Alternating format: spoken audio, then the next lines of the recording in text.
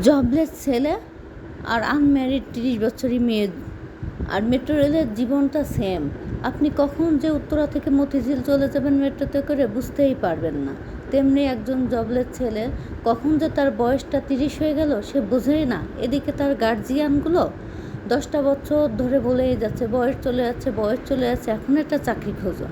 তেমনি একটা 30 বছরের মেয়ে, তাকে 18 বছর ধরে বলা হচ্ছে যে বিয়ে করো, বিয়ে করো, বিয়ে করো। সে তার বিয়ের বয়সই হয় নাই, এই দেখতে দেখতেই তার 30 শেষ হয়ে যায়।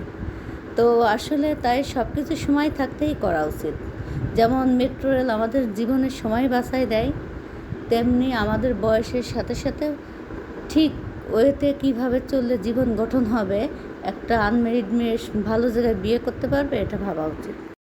আমরা সেই সমাজে বসবাস করি যেই সমাজে জবলেস ছেলে 30 বছর হয়ে গেছে আর আনম্যারিড 30 বছরের মেয়ে, যাদের কোনো মূল্যই নেই।